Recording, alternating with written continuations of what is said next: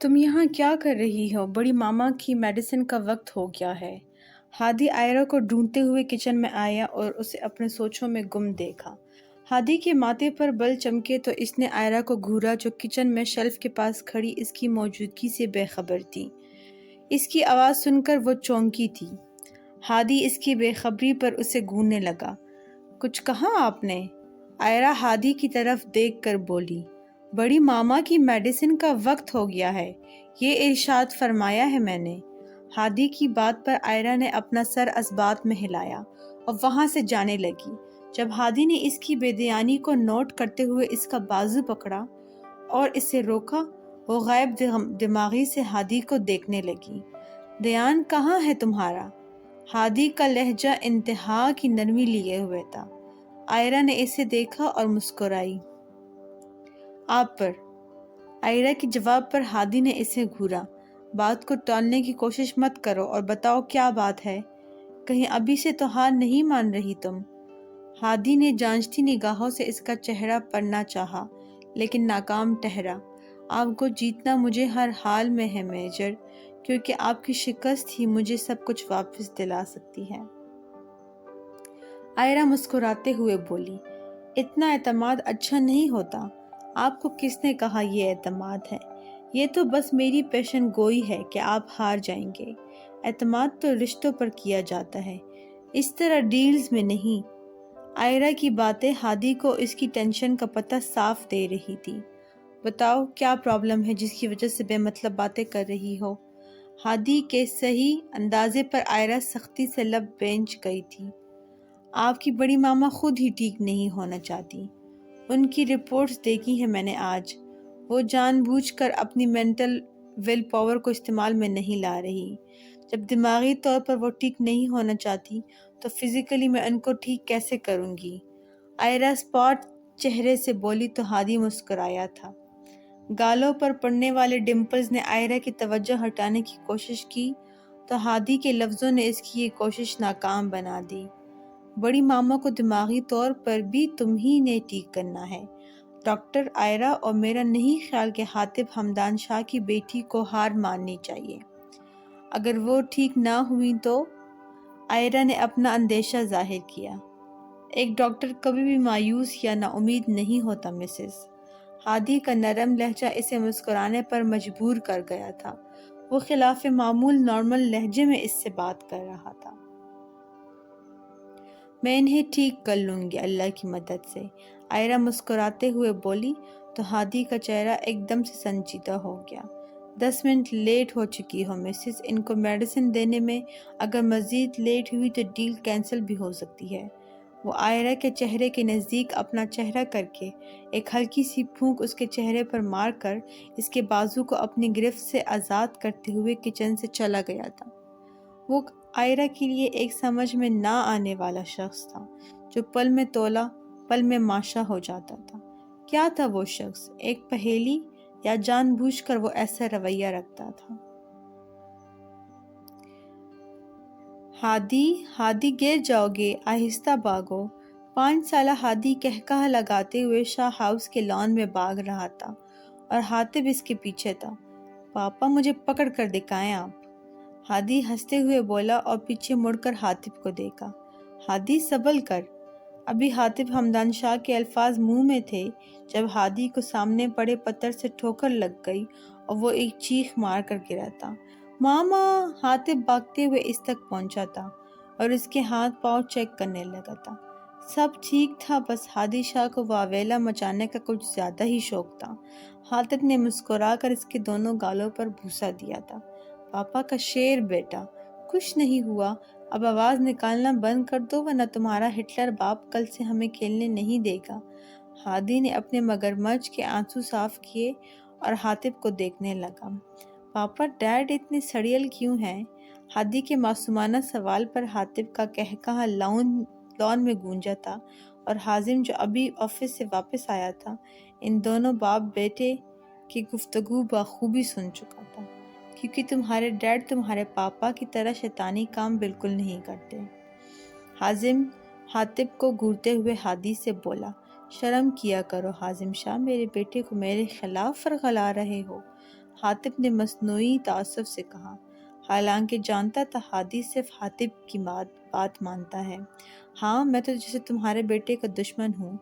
حازم شاہ، تم میرے بیٹے کے دشمن ہی ہو۔ کبھی جو اسے کھیلتے دیکھ لو تو ایسے لیکچر شروع کرتے ہو جیسے اس نے کسی کی لڑکی کو پٹا لیا ہو۔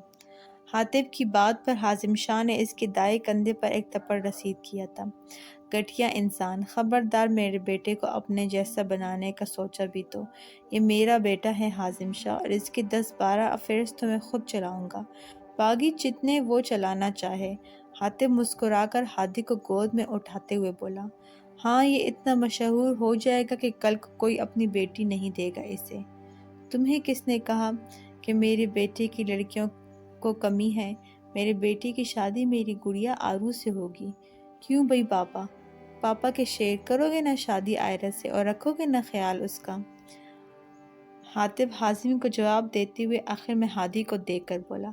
ہادی نے مسکرا کر حاتب کی گردن کے گرد بازو حائل کیے اور وہ بولا، پاپا، آرو کا خیال میں خود رکھوں گا اور مجھے چھوڑ کر کہیں نہیں جائے گی، پرامس کرو۔ حاتب نے حازم کو دیکھ کر ہادی کے آگے اپنا ہاتھ پھیلایا تو ہادی مسکرایا۔ کل مجھے واٹر پارک جانا ہے اور ساتھ میں کھلونے بھی خریدنے ہیں۔ ہادی کے مطالبے پر حازم شاہ کا قہقہہ لان میں گونجا، جبکہ حاتب اس کی بلیک میلنگ پر اسے گھورا۔ واقعی تمہارا بیٹا ہے، یہ حاتب شاہ تمہیں ٹکر دے گا؟ حازم ہنستے ہوئے بولا تو ہادی نے مسکرا کر حاتب کے دائیں گال پر بوسہ دیا۔ پرامس پاپا، آرو کا بہت خیال رکھوں گا اور اسے اپنے کھلونے بھی دوں گا۔ ہادی کی بات پر حاتب نے ایک بار پھر سے اس کے دونوں گال اپنے لبوں سے لگائے اور مسکراتے ہوئے حازم کو دیکھا۔ حازم شاہ، یہ حاتب شاہ کا بیٹا، اور دیکھنا اپنا وعدہ ہر حال میں نبھائے گا۔ حاتب کے لہجے میں ایک فخر تھا، یقین تھا، جو حازم شاہ کو مسکرانے پر مجبور کر گیا تھا۔ I promise ڈیڈ، کہ آپ سے کیا وعدہ ہادی شاہ ہر حال میں نبھائے گا۔ ہادی اپنا سامان پیک کرتے ہوئے حاتب کی تصویر کو دیکھ کر بولا، اور پھر اس فریم کو بیگ میں رکھ کر زپ بند کرنے لگا کہ حازم شاہ کے چلانے کی آواز پر وہ جلدی سے کمرے سے باہر نکلا تھا۔ ڈیڈ، آئی سویئر میں اسے جانتا تک نہیں ہوں۔ حمین حازم کے پیچھے ہی گھر کے لاؤنج میں داخل ہوا تھا۔ جب حازم شاہ نے پلٹ کر اسے گھورا اور ایک زوردار تھپڑ اس کے دائیں گال پر رسید کیا۔ اشال نے بے ساختہ اپنا دایاں ہاتھ اپنے دل کے مکان پر رکھا تھا۔ غصہ تو انہیں بھی تھا، اس لیے سارے راستے انہوں نے حمین سے بات تک نہیں کی تھی، لیکن حازم شاہ کا رد عمل شدید تھا۔ ہادی جلدی سے سیڑھیاں اتر کر حازم شاہ اور ہادی کے قریب آیا۔ Shut up, just shut up idiot. جانتا تھا میں کہ ایک نہ ایک دن تم ایسی حرکت کرو گے، لیکن تمہاری ماں کو تم پر یقین تھا۔ اب دیکھ لو اشال اپنی تربیت کو۔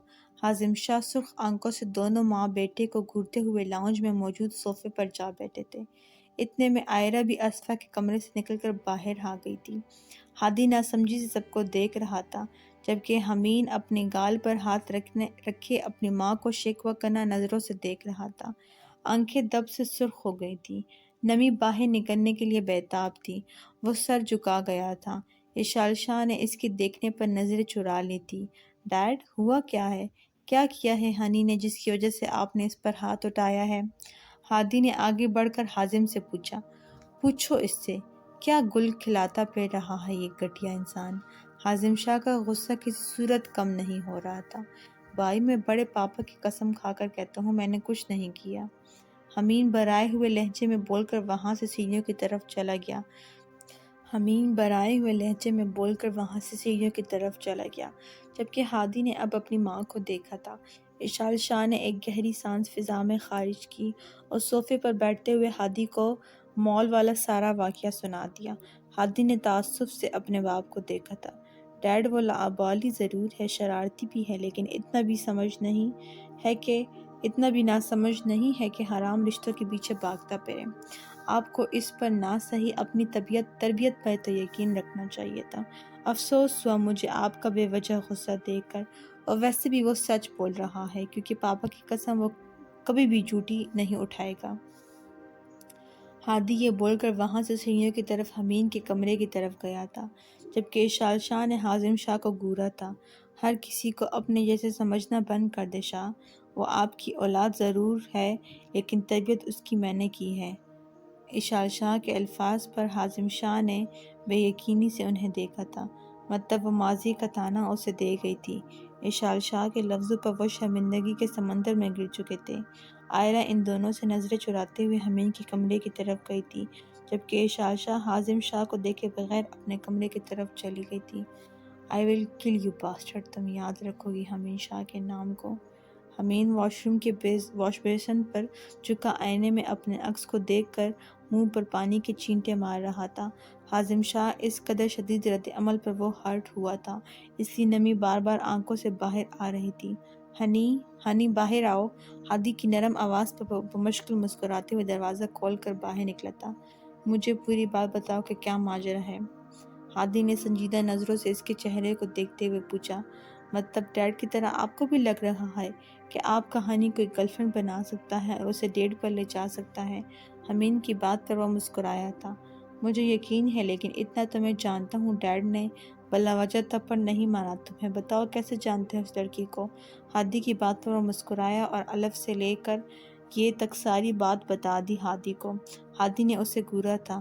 "ہنی مذاق اپنی جگہ، لیکن تم واقعی ایک اور تھپڑ ڈیزرو کرتے ہو۔" "کیوں ڈیزرو کرتا ہے میرا ہنی ایک اور تھپڑ؟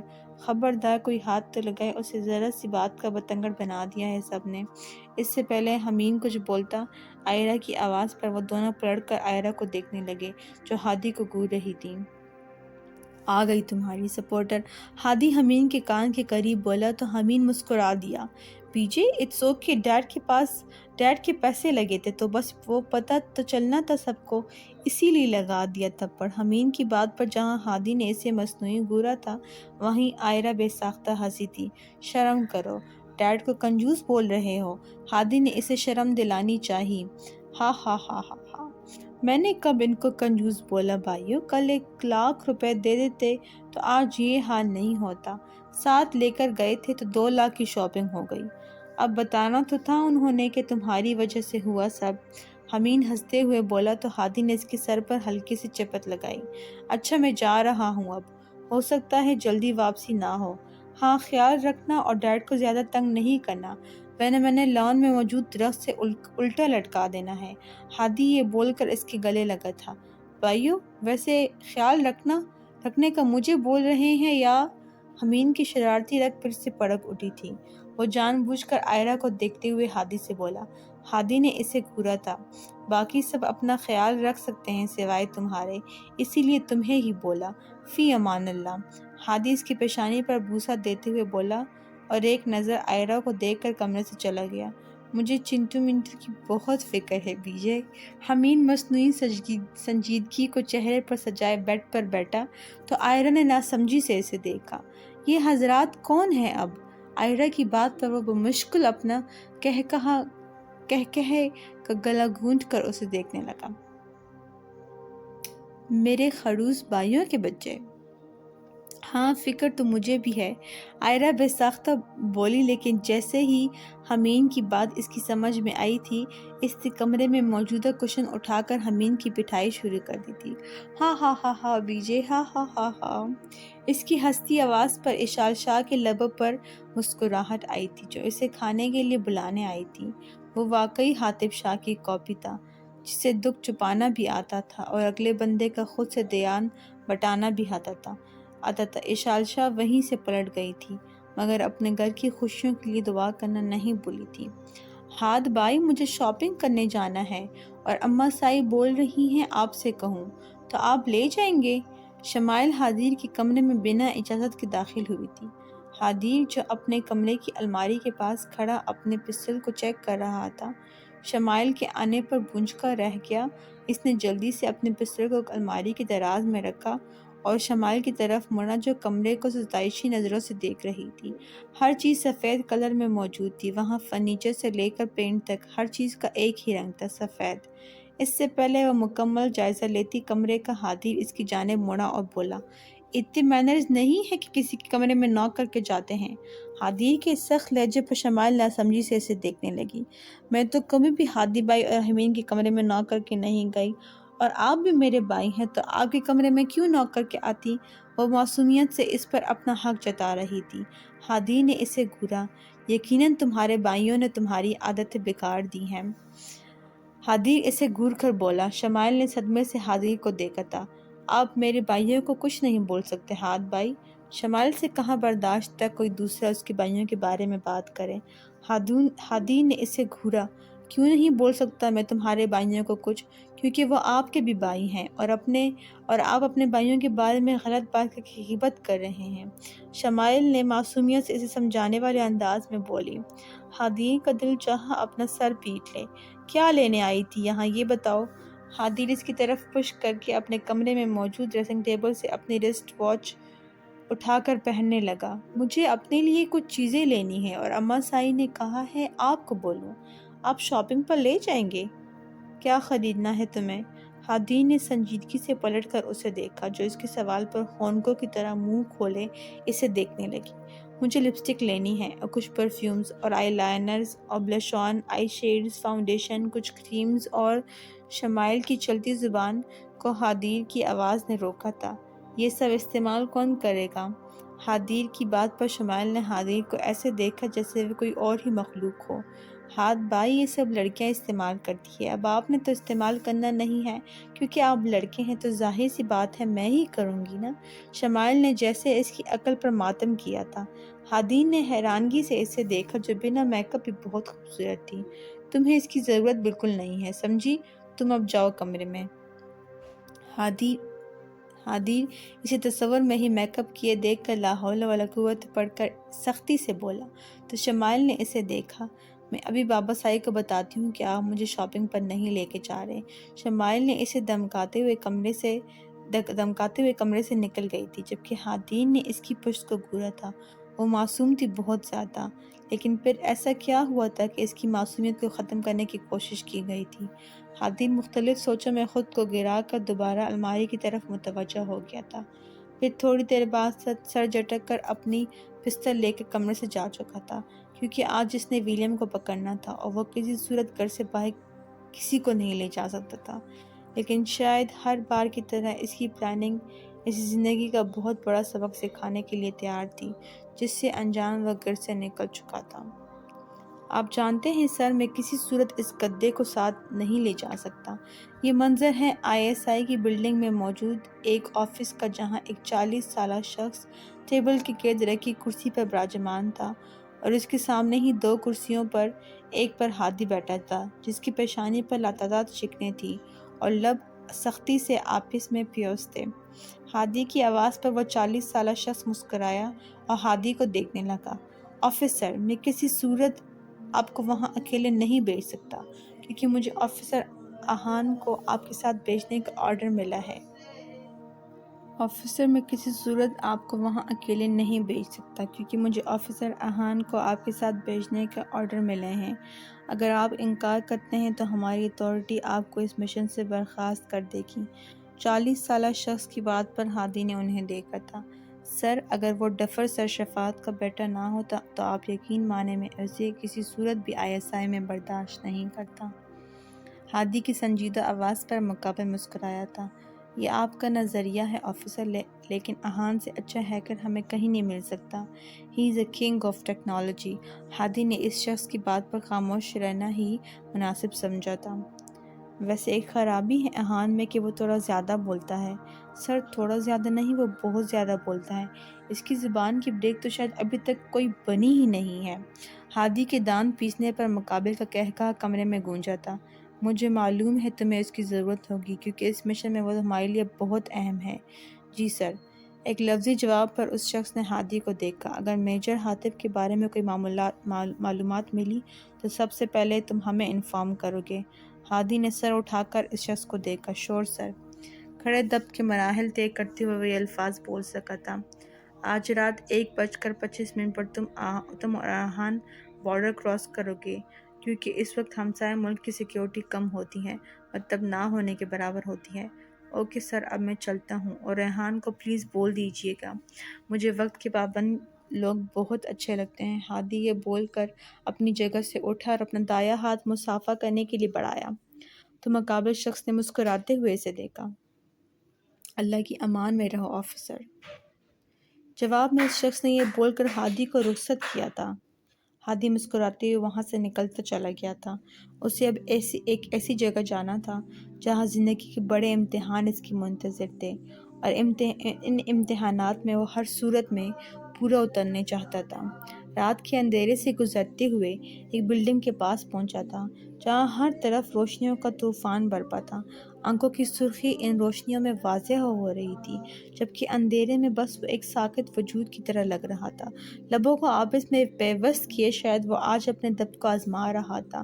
داخلی راستے سے وہ بلڈنگ کے اندر نہیں جا سکتا تھا، اس لیے اس نے اپنے قدموں کو پیچھے موڑا اور وہاں سے اس بلڈنگ کے پچھلے حصے کی طرف آیا جہاں جنگل تھا اور اندھیرے میں خاموشی کو توڑتی اس کی قدموں کی آواز۔ کاندھے پر لٹکی رسی کو اس نے بلڈنگ کی ایک ونڈو کی طرف اچھالا تھا جہاں 2-3 کوششوں کے بعد وہ سیٹ ہو چکی تھی۔ اس شخص نے آہستہ آہستہ بلڈنگ کی دیوار سے رسی کو تامتے ہوئے اوپر چڑھنا شروع کیا تھا، اور پھر چوتھے فلور تک پہنچ کر وہ ایک بالکنی میں جمپ کر گیا تھا۔ رسی کو بالکنی کی ریلنگ کے ساتھ باندھ کر وہ کھڑکی کھولنے کی کوشش کرنے لگا تھا۔ قسمت اچھی تھی شاید اس کی جو وہ تھوڑی تک ودو کے بعد کھڑکی کھل چکی تھی۔ وہ جیسے ہی اندر داخل ہوا اس کا سامنا اندھیرے سے ہوا۔ اس نے اپنے موبائل کی لائٹ آن کی اور سوئچ بورڈ کی طرف پڑھا۔ لائٹ آن کر کے اس نے کمرے کا دائرانہ جائزہ لیا۔ ہر طرف ولیم اور اس کی فیملی کی تصاویر تھی۔ یہ دیکھ کر اس کی پیشانی پر ان گنت بل ابھرے تھے۔ It's your bad luck William کہ تم میری دسترس سے اب دور نہیں ہو۔ ہادی اس کی تصویر کو دیکھ کر بڑبڑایا اور پھر ایک دیوار کی طرف پڑھا جہاں شاید ولیم کے بیٹے کی تصویر جگمگا رہی تھی۔ ہادی نے تصویر کو غور سے دیکھا تو اسے یاد آیا کہ یہ اس کا یونیورسٹی فیلو رونلڈ رائف تھا، جس کی ہادی سے کبھی نہیں بنی تھی۔ مطلب یہ رونلڈ ولیم رائف ہے۔ ہادی نے اس کی تصویر کے نیچے لکھے نام کو پڑھ کر خود سے بولا۔ ہادی نے آگے بڑھ کر ایک کیمرہ وہاں رونلڈ کی تصویر کی دائیں طرف اوپر والے کونے میں سیٹ کر دیا اور دوسرا کیمرہ لے کر الماری کی طرف بڑھا تھا جب کیمرے کا دروازہ اچانک سے کھلا اور رونلڈ کمرے میں داخل ہوا۔ ہادی کی اس کی طرف پشت تھی۔ اس سے پہلے کہ وہ پلٹتا کسی نے اس کی پیشانی پر گند رکھ کر اس کی کوشش ناکام بنا دی۔ ہنی، آج میں نے تمہاری پسند کا بادام کا حلوہ بنایا ہے۔ حمید خلاف معمول خاموشی سے رات کا کھانا کھا رہا تھا۔ سبھی اس کی خاموشی کی وجہ جانتے تھے۔ حازم شاہ نے بھی اس کی خاموشی کو بخوبی نوٹ کیا تھا۔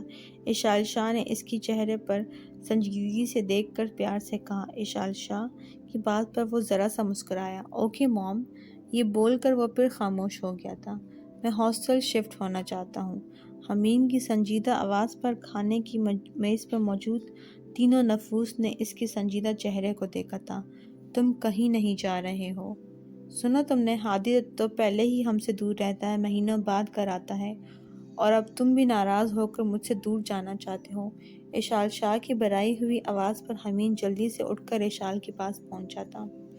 حازم شاہ نے دونوں باپ بیٹے کو بس گھورنے پر اکتفا کر رہے تھے، جبکہ آئرہ اب حمید کو گھور رہی تھی، جس کی وجہ سے اشال شاہ رو رہی تھی۔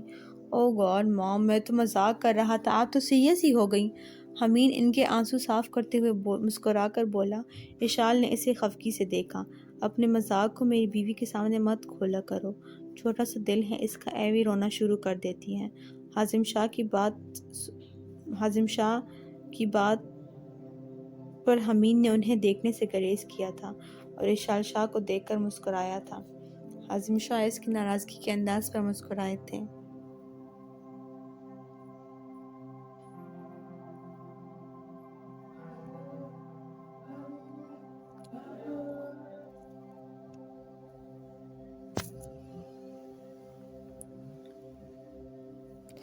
اچھا موم، حلوہ میں صبح کھاؤں گا، ابھی نیند آ رہی ہے، شب بخیر۔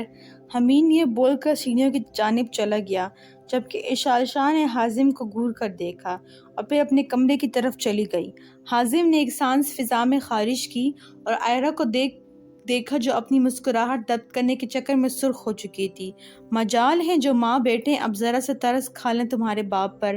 حازم شاہ کی بات پر وہ کھلکھلا کر ہنسی تھی۔ پاپا ہانی واقعی ہرٹ ہوا ہے اس بار۔ آئرہ کی بات پر وہ مسکرائے تھے۔ جانتا ہوں وہ ہرٹ ہوا ہے، لیکن اب فالتو میں ناٹک کر رہا ہے، یقیناً کوئی بات منوانا چاہتا ہوگا۔ حازم شاہ کے صحیح اندازے پر آئرہ ایک بار پھر ہنسی تھی۔ چلیں پھر آپ جائیں اور جا کر میرے ہنی کا مطالبہ پورا کریں، ورنہ آپ جانتے ہیں ماما آپ سے بات بالکل نہیں کریں گی۔ انتہائی کوئی فسادی ہے ویسے تمہارا ہنی۔ حازم شاہ آئرہ کو مصنوعی خفگی سے گور کر سیڑھیوں کی طرف چلے گئے تھے، جبکہ آئرہ مسکراتے ہوئے اسفا کے کمرے کو دیکھنے لگی تھی۔ دروازہ نوک کر کے حازم شاہ کمرے میں داخل ہوئے تھے۔ سامنے ہی حمین بیڈ پر اوندا لیٹا موبائل کو گھما رہا تھا۔ وہ جانتا تھا اس کا باپ اسے منانے ضرور آئے گا، اس لیے اب وہ مسکرایا تھا۔ کیا چاہیے تمہیں اب؟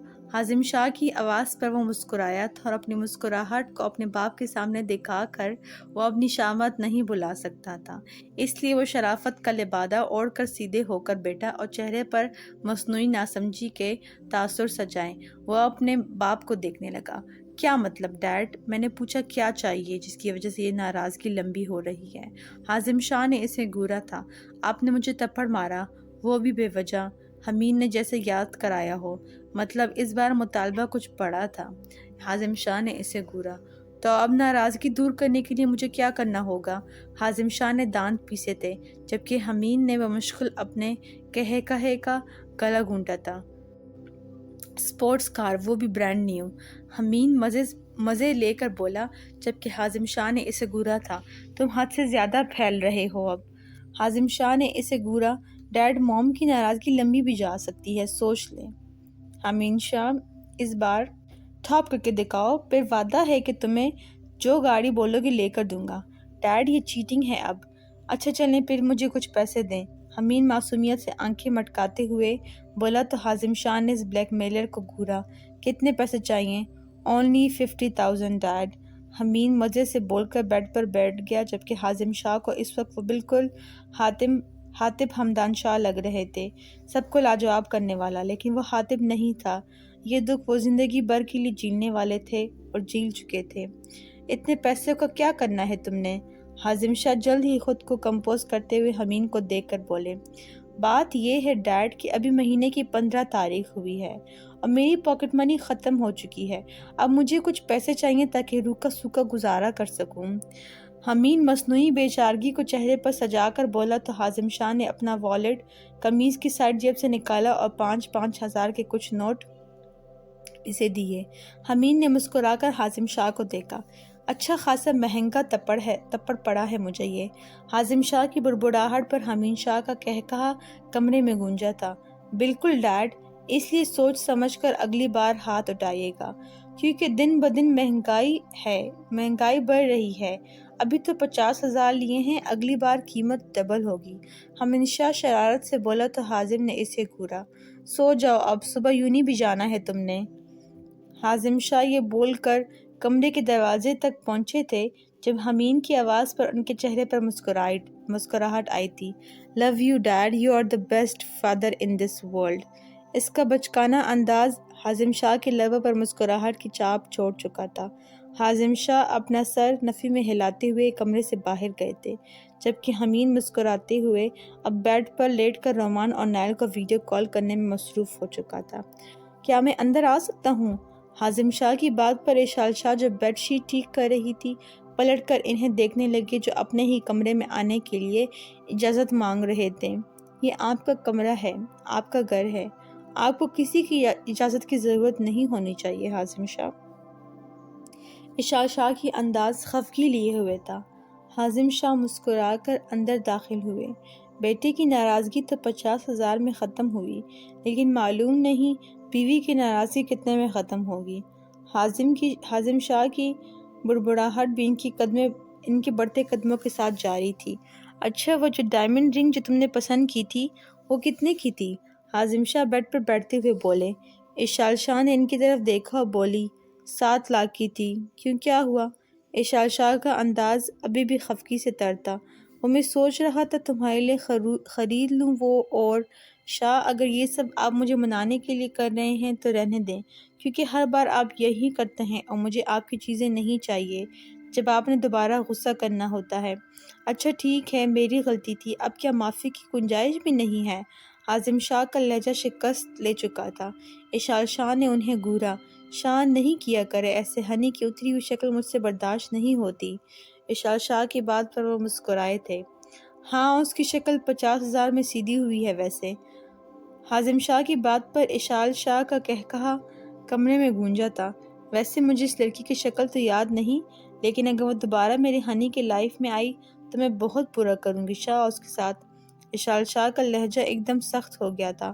حازم شاہ نے حیرانگی سے انہیں دیکھا تھا۔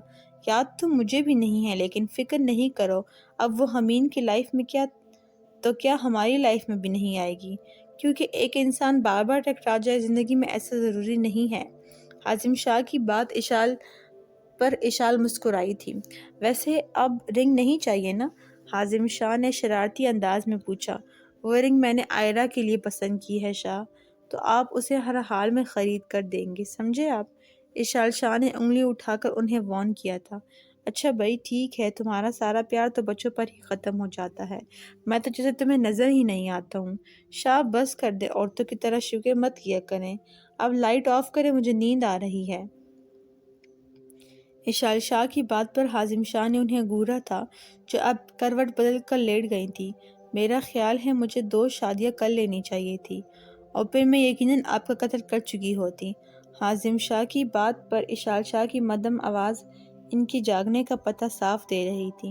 حازم شاہ مسکرائے اور جھک کر ان کی پیشانی پر بوسہ دیا۔ میرا عین شین قاف ہو تم۔ حازم شاہ یہ بول کر بیڈ کی دوسری طرف لیٹ گئے۔ وقت واقعی شاید محبت کے دعوے داروں کو آزمانے کے بعد خوشیاں لوٹاتا ہے۔ سر، ویسے آپ کو معلوم ہے ابھی میری شادی بھی نہیں ہوئی، تو آپ کیسے مجھ معصوم سی شکل پر اتنا بڑا الزام لگا سکتے ہیں؟ ہادی اور احان اس وقت انڈیا کا بارڈر کراس کر کے ان کی فوجی چوکیوں سے ہوتے ہوئے گنے جنگل کی طرف بڑھ رہے تھے، جب احان نے ہادی سے کہا۔ ہادی پچھلے 1 گھنٹے سے اس کی چلتی زبان کے جوہر دیکھ رہا تھا۔ ہادی نے پلٹ کر اسے گھورا۔ آفیسر احان، ہم یہاں آپ کی شادی کروانے نہیں آئے، اس لیے مجھ سے کسی قسم کی رعایت کی امید مت رکھیے گا۔ اب خاموشی سے چلیں، کیونکہ اس جنگل سے گزر کر ہمیں ممبئی پہنچنا ہے۔ ہادی کے سخت لہجے پر احان نے منہ بسورا تھا۔ سر، میرے خاموش ہونے سے ممبئی جلدی تو نہیں آ جائے گا، ویسے بھی مجھ جیسے شریف لوگوں کی زبان ایسے وقت میں پیٹرول کا کام کرتی ہے۔ پیٹرول سے یاد آیا سر، پیٹرول کافی مہنگا ہو گیا ہے، اور گھنے جنگل کی تاریکی میں موجود خاموشی کو توڑتی احان کی دھیمی آواز اس وقت ہادی کو زہر سے زیادہ بری لگ رہی تھی۔ اس کے بس میں ہوتا تو وہ اس کے منہ پر ٹیپ لگا دیتا۔ ہادی ایک دم سے رکا تو احان بھی رک گیا، اور اس کی چلتی زبان کو بریک بر وقت لگی تھی، کیونکہ سامنے ہی کالے رنگ کا سام چاند کی مدھم سی روشنی میں اپنی جب دکھا کر آہستہ آہستہ ان کی طرف بڑھ رہا تھا۔ احان نے ایک نظر ہادی کو دیکھا اور پھر اس کے کان کے قریب سرگوشیانہ انداز میں بولا، سر مجھے اس سے بچا لیں، قسم سے میری شادی بھی نہیں ہوئی، میرے ہونے والے بچے وقت سے پہلے ہی یتیم ہو جائیں گے۔ احان کے بے تکی بات پر ہادی نے اپنی بری آنکھوں سے اسے گھورا۔ Just shut your mouth. Hadi کی آواز مدھم مگر لہجہ سخت تھا۔ احان منہ بسورتے ہوئے 2 قدم پیچھے ہو گیا۔ ہادی نے ارد گرد دیکھا تو ایسی کوئی چیز نظر نہیں آئی جس سے وہ اس سام کو مار سکتا۔ اس نے احان کو دیکھا جس کی جیکٹ پر ایک لوگو لگا تھا جو غالباً لوہے کا تھا۔ وہ مسکرایا تو احان نے ناسمجھی سے اسے دیکھا، لیکن جیسے ہی اس کی نظروں نے ہادی کی نگاہوں کا تعاقب کیا، وہ اپنا سر نفی میں ہلانے لگا۔ سر، جیسا آپ سوچ، اس سے پہلے وہ اپنی بات مکمل کرتا ہادی نے ایک جھٹکے سے اس کی جیکٹ سے لوگو کو اتارا تھا، اور پھر سام کو دیکھا جو 3-4 قدم کے فاصلے پر تھا۔ ہادی نے بنا تاخیر کیے اس لوگو کو دانتوں سے سیدھا کیا، جس سے وہ ایک بلیڈ کی شکل اختیار کر گیا تھا، اور پھر سام کا سر تھوڑے فاصلے سے پکڑ کر ایک کے بعد دیگرے کئی وار اس پر کیے تھے۔ تقریباً 5 منٹ کی تک ودو کے بعد وہ سام مر چکا تھا، جبکہ احان فقط چہرے سے ہادی کو دیکھ رہا تھا۔ ہادی نے ایک نظر اسے دیکھا اور سر جھٹک کر آگے بڑھ گیا۔ سر، پورے 4,000 کی جیکٹ تھی میری، جس کا ستیہ ناش کر دیا آپ نے۔ احان کی صدماتی آواز پر ہادی نے پلٹ کر اسے گھورا، اور پوری 24 سالہ زندگی تھی تمہاری، جو یقیناً تمہارے 4000 سے بڑھ کر تھی۔ ہادی یہ بول کر پلٹ گیا، جبکہ احان نے اس کی پشت کو گھورا تھا۔ ہٹلر کا بیٹا بھی ہٹلر ہی ہوتا ہے۔ احان بڑبڑاتے ہوئے اس کے پیچھے پیچھے چل رہا تھا۔ یہ تو تھا وہ خاموش نہیں رہ سکتا تھا۔ یہاں سے دائیں طرف ایک روڈ ہے جہاں سے لفٹ لے کر ہمیں ممبئی پہنچنا ہے اور ارون نامی بندے کے پاس سٹے کرنا ہے۔ ہادی کی آواز پر احان نے منہ بنایا تھا۔ اچھا خاصا بندہ جہاز سے آ سکتا تھا، لیکن مجال ہے جو ہمارے آفیسر ذرا سا پیسہ خرچ کر لیں۔ تم یقیناً بچے نہیں ہو احان، اگر جہاز کے ذریعے آتے تو بنا کسی تاخیر کے پکڑے جاتے ہم۔ ہادی کو اب اس پر غصہ آ رہا تھا، اس کا بس نہیں چل رہا تھا کہ وہ دو لگا دیتا اسے۔ سر میں تو مذاق کر رہا تھا، آپ تو سیریس ہی ہو گئے۔ احان اس کے غصے کو دیکھ کر جلدی سے بولا، پتہ نہیں کون سا وقت تھا جب تم جیسی جونگ کا انتخاب میرے ساتھ کیا گیا تھا۔ ہادی کی بات پر احان نے کہا لگایا، سر یقیناً بہت اچھا وقت ہوگا، کیونکہ آپ کا خون چوسنے کا موقع میں ہاتھ سے جانے کیسے دیتا۔ احان خدا کا واسطہ ہے کچھ دیر کے لیے خاموش ہو جاؤ۔ ہادی تنگ آ کر بولا، سر میرے پاس گھڑی نہیں ہے، کچھ مطلب کتنی دیر خاموش رہنا ہے، پھر بھی یہ پتہ نہیں چلے گا مجھے تو۔ ایسے کرتے ہیں میں خاموش نہیں ہوتا، آپ ہو جائیں۔ احان کی بات پر مٹھیوں کو زور سے بند کر کے کھولا تھا اور پھر روڈ کی طرف بڑھ گیا تھا جہاں اسے ایک گاڑی نظر آ رہی تھی۔ احان بھی اس کے ساتھ ہی کھڑا ہو گیا تھا۔ دونوں کے چہرے پر ماسک تھے جس کی وجہ سے کوئی بھی انہیں پہچان نہیں سکتا تھا۔ ایک سفری بیگ جس میں ان کی ضرورت کی چیزیں تھیں۔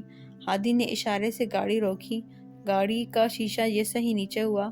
ہادی نے گاڑی کے ڈرائیور سے ممبئی تک لفٹ مانگی تو اس گاڑی کے ڈرائیور نے کچھ بہانوں اور پیسوں کے بعد ان کی مدد کی حامی بھر لی۔ اب وہ دونوں گاڑی میں بیٹھ کر اپنی منزل کی طرف روانہ ہو گئے تھے۔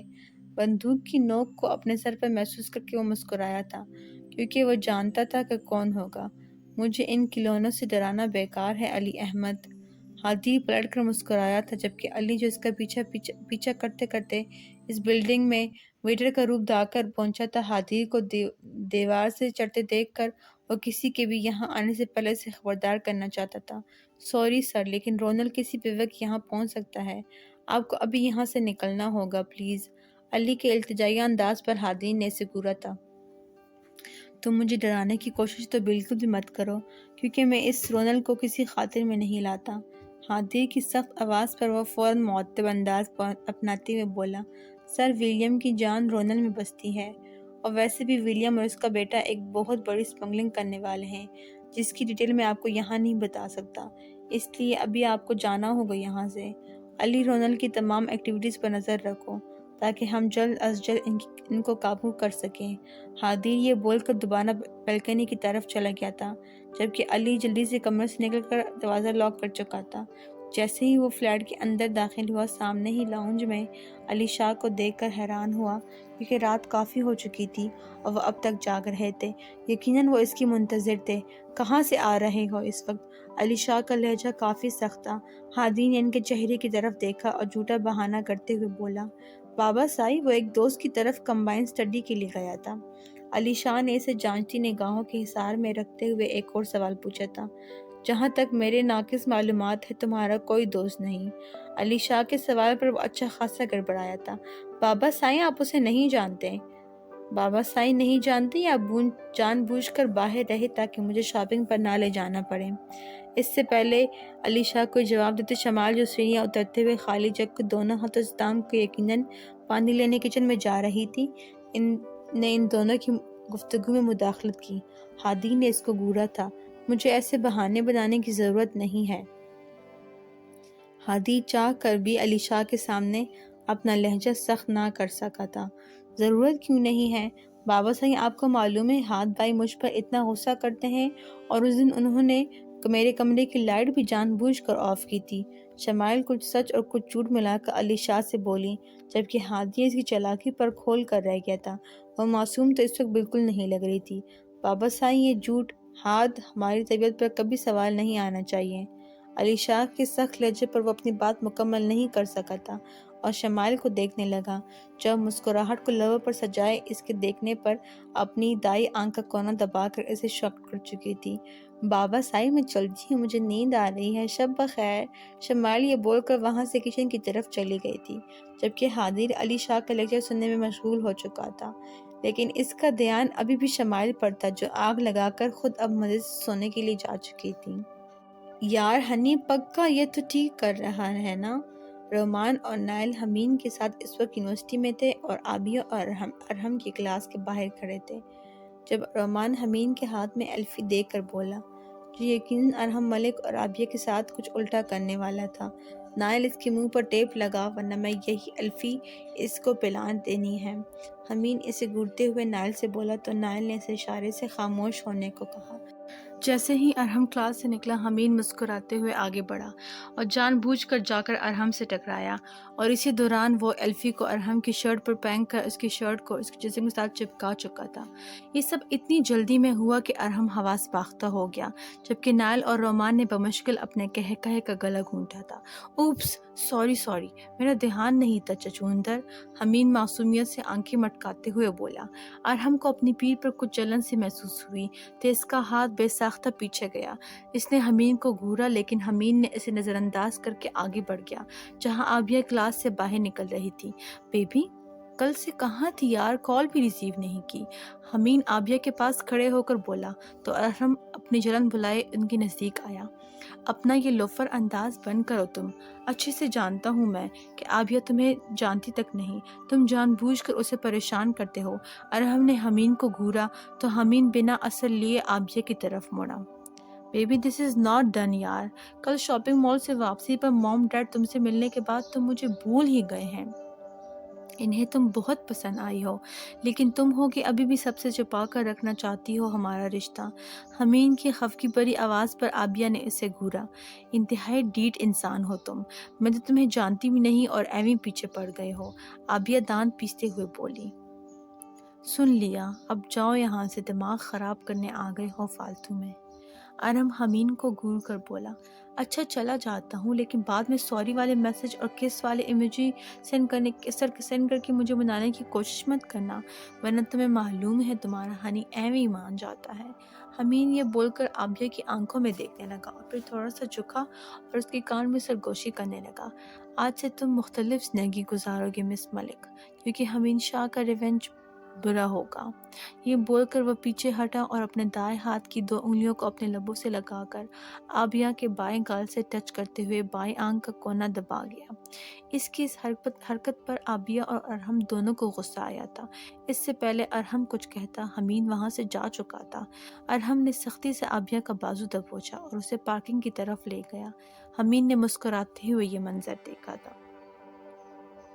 حمین شاہ، دھیان کہاں ہے آپ کا؟ حمین کلاس میں بیٹھا ارد گرد نظریں گھما رہا تھا جب سراکیل نے سخت لہجے میں اس کی طرف دیکھ کر پوچھا۔ نائل اور رومان نے بمشکل اپنے کہے کا گلا گھونٹا تھا۔ سر آپ پر، حمین کے جواب پر سراکیل نے اسے گھورا۔ اچھا تو یہ بتاؤ میں کیا پڑھا رہا ہوں؟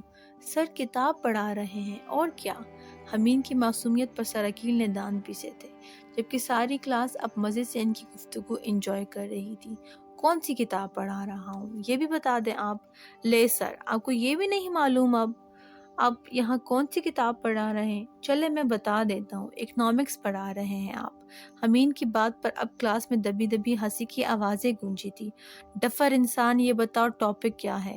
سراکیل کی برداشت اب حمین ختم کر رہا تھا۔ سر ٹاپک بھی اب میں بتاؤں گا کیا؟ حمین نے حیرانگی کا بھرپور مظاہرہ کیا تھا۔